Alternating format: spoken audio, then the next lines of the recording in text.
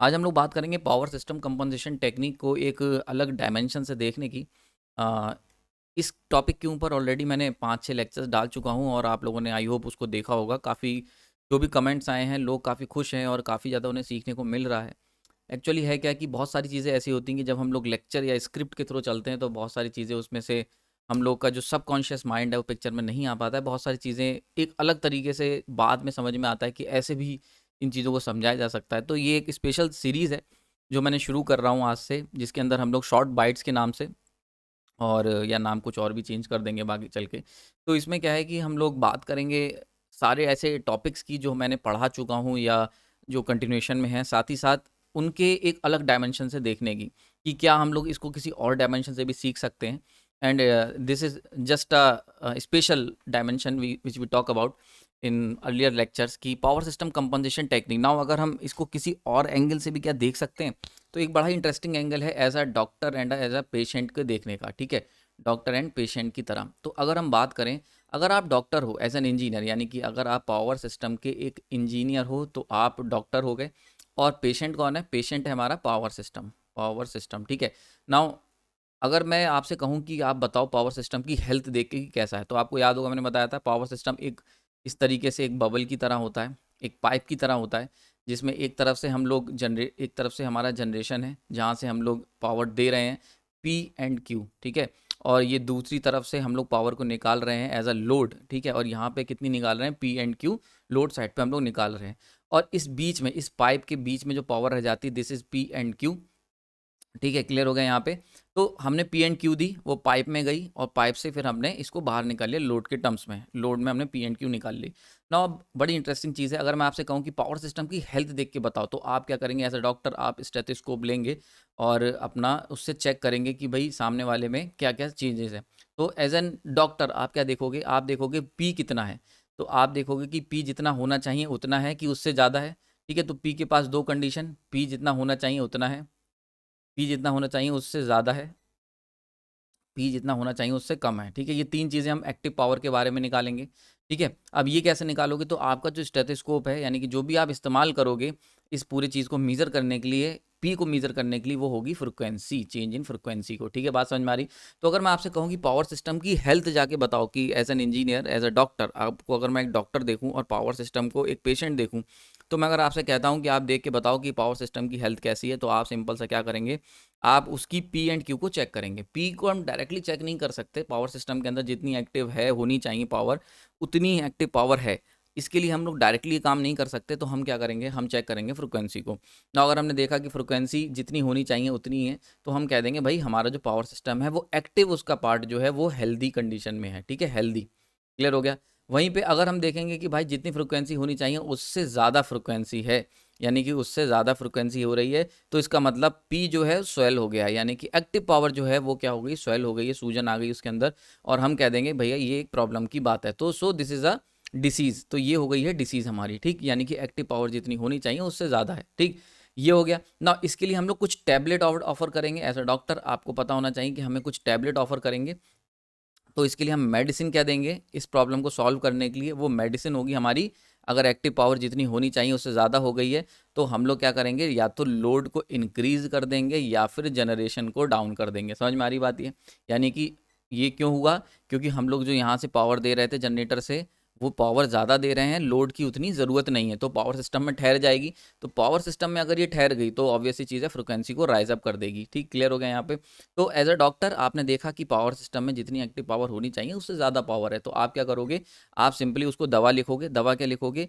कि भैया आप मतलब हमें करना क्या पड़ेगा? या तो लोड को इंक्रीज कर दो, ठीक है, या फिर क्या करो? जनरेटर साइड को रिड्यूस कर दो। क्लियर हो गया? So this is the medicine, या कह सकते हैं कि जो आप उसको एक इलाज बताओगे कि क्या करा जाए, ठीक। ये चीज़ पहला तरीका हो गया, ठीक है। एक और तरीका हम कर सकते हैं, वो होता है active power compensation. Active power compensation, ठीक है। इसके अंदर हम लोग क्या करेंगे? इसके अंदर जो एक्टिव एक्स्ट्रा पावर है उसको हम कहीं स्टोर भी कर सकते हैं। स्टोर कर लेंगे बैटरीज में, बैटरीज के रूप में स्टोर करके रख लेंगे इमरजेंसी पीरियड के लिए। और बैटरीज में स्टोर कर सकते हैं। एक ग्रेविटी सिटी की बात करें तो हम हैवी वेट को ऊपर अपलिफ्ट करके स्टोर कर सकते हैं, यानी कि स्टोर करके काम चला लेंगे, ठीक है। वहीं पे अगर हम बात करते हैं, आपने देखा कि भाई जितनी एक्टिव पावर होनी चाहिए उतनी उससे कम है, तो अगेन आप कह दोगे कि आपका जो सिस्टम है वो क्या है, आपका सिस्टम जो है वो अनहेल्दी है, यानी कि हम कह देंगे भैया इसकी बीमारी हो रखी है। कौन सी बीमारी हो रखी है?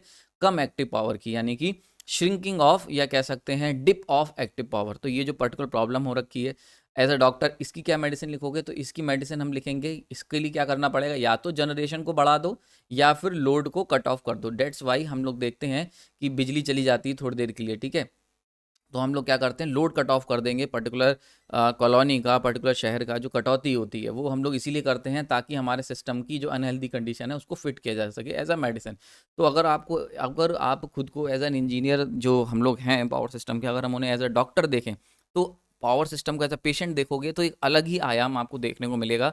डेट्स वाई मैंने इस लेक्चर को बनाने की कोशिश की ताकि आपको एक अलग एक सोच दे सकूं कि आप पावर सिस्टम को इस तरह से भी देख सकते हो as a doctor and a patient. Similarly अगर हम लोग बात करते हैं, सेम पावर सिस्टम है हमारा, ओके, और मैंने आपको बताया पावर सिस्टम को पाइप की एनालॉगी, पाइप एंड वाटर की एनालॉगी से समझना बड़ा आसान है कि ये हमारा पाइप है, यहाँ से हम लोग इनपुट दे रहे हैं पी एंड क्यू टंकी से, और यहाँ से सॉरी टैंक से, और यहाँ से हम पी एंड क्यू को बाहर निकाल रहे हैं एज अ लोड साइड, ठीक है। ये लोड साइड हो गई, ये जनरेशन साइड हो गई, and this is P and Q जो कि सिस्टम के अंदर वो पानी जो सिस्टम के अंदर है। एक्टिव पावर का देख लिया ना। इसी तरीके से अगर हम बात करते हैं रिएक्टिव पावर की, और हम देखते हैं कि रिएक्टिव पावर तीन कंडीशनें हो सकती हैं, क्यू हो सकती है, क्यू ज़्यादा हो सकती है जितनी होनी चाहिए, एंड क्यू कम हो सकती है जितनी होनी चाहिए, ठीक है। तो अगर आपने स्टेथोस्कोप आप लेंगे अपने डॉक्टर, आप अगर डॉक्टर हैं तो आप चेक करेंगे ना, चेक क्या करेंगे, ठीक है। देखो कभी भी याद रखना, जैसे फॉर एग्जांपल कोई बीमारी होती है तो हम लोग क्या करते हैं, डायरेक्टली वो बीमारी चेक नहीं करते, पहले हम उसके सिम्टम्स देखते हैं कि कैसे पता चलेगा तुम्हें बुखार है। तो हम लोग क्या करते हैं, अगर फीवर आ रहा होता है तो टेम्परेचर को नापते हैं, हम फीवर को नहीं नापते, हम टेम्परेचर नापते हैं जो कि उसका सिम्टम है। तो वैसे ही आपको मैंने बताया पीछे कि एक्टिव पावर का सिम्टम क्या है। एक्टिव पावर अगर डिसबैलेंस है तो उसका सिम्टम हमें फ्रिक्वेंसी में रिफ्लेक्ट हो जाएगा। बड़ा इंपॉर्टेंट पॉइंट, ठीक है। एक्टिव पावर में अगर कोई भी दिक्कत होगी तो फ्रिक्वेंसी में उसको रिफ्लेक्ट कर देगा। इसी तरीके से अगर हम बात करते हैं रिएक्टिव पावर की, तो रिएक्टिव पावर में कभी कोई दिक्कत होगी तो वो किस में रिफ्लेक्ट करेगा, वोल्टेज में। बड़ा इंपॉर्टेंट पॉइंट कवर कर चुका हूँ, लेकिन एक बार दोबारा बता देता हूँ। तो जब भी रिएक्टिव पावर में कोई भी दिक्कत है तो वो हमारे वोल्टेज में कवर होगी। तो हम लोग क्या मेजर करेंगे, हम लोग थर्मोमीटर से टेम्परेचर मेजर करने की जगह क्या देखेंगे भाई, वोल्टेज। वोल्टेज प्रोफाइल चेक करेंगे ना, जितना वोल्टेज होना चाहिए अगर उतना ही है, V supply equal to V receiving, तो हम कहेंगे बहुत ही अच्छी हेल्दी कंडीशन में हो और कोई दवा ववा की ज़रूरत नहीं है, आप एंजॉय करो, ठीक है। वहीं पे अगर हमने देखा, चेक करा एज अ डॉक्टर, और हमने देखा कि जितनी रिएक्टिव पावर पावर सिस्टम में होनी चाहिए उससे ज़्यादा है, ये कैसे पता चलेगा, ये पता चलेगा अगर सप्लाई से ज़्यादा रिसीविंग एंड वोल्टेज आ जाता है। यानी कि रिसीविंग एंड वोल्टेज ज़्यादा है, इसका मतलब रिएक्टिव पावर सिस्टम में जितनी होनी चाहिए उससे ज़्यादा है, तो हमारा जो पावर सिस्टम है वो क्या, अनफिट है, यानी कि उसके अंदर दिक्कत है। अनफिट कैसा है, रिएक्टिवली अनफिट है, रिएक्टिवली अनफिट है। अभी पीछे हमने देखा था वो एक्टिवली अनफिट था, एक्टिवली अनफिट, समझ में आ रही बात है यहाँ पे। ये एक्टिवली अनफिट का मतलब एक्टिव पावर जो है उसकी वो इम्बैलेंस है। क्लियर हो गया। तो यहाँ पे हम देख के कह सकते हैं कि हमारा जो पावर सिस्टम है वो रिएक्टिवली अनफिट है, यानी कि रिएक्टिव पावर की तरफ से अनफिट हमारा सिस्टम है, ठीक। तो अब इसकी दवा क्या लिखेंगे, तो भैया हम पहले तो आपको बता देंगे कि हाँ तुम्हारी दिक्कत सही है, तुम्हें जॉइंटिस जॉइंटिस हो रखा है, पावर सिस्टम से कह देंगे। फिर अब वो कहेगा दवा लिखो, तो दवा क्या लिखेंगे, अगर हमारी जितनी रिएक्टिव पावर होनी चाहिए उससे ज़्यादा है तो हम दवा क्या देंगे, एक ऐसी दवा लिखेंगे जो कि उस एक्स्ट्रा रिएक्टिव पावर को सक कर ले। और रिएक्टिव पावर सक करने का काम कौन करता है, इंडक्टर। तो हम लोग क्या करेंगे, हम सजेस्ट करेंगे कि भैया आप इंडक्टर का कंपनसेशन लगाएं, इंडक्टर खाओ जाके। अगर इंडक्टर लगा दोगे पावर सिस्टम में तो वो क्या करेगा, उस एक्स्ट्रा रिएक्टिव पावर को सक कर देगा और वापस से हम लोग हेल्दी कंडीशन में पहुंच जाएंगे। सो this is our medicine in case the reactive power is greater than the rated particular point, ठीक है। समझ में आ गई बात ना। यहाँ पे अब दूसरी कंडीशन ले लेते हैं, चलो कि ठीक है, चलो यह हमने ये करा, काम खत्म हो गया।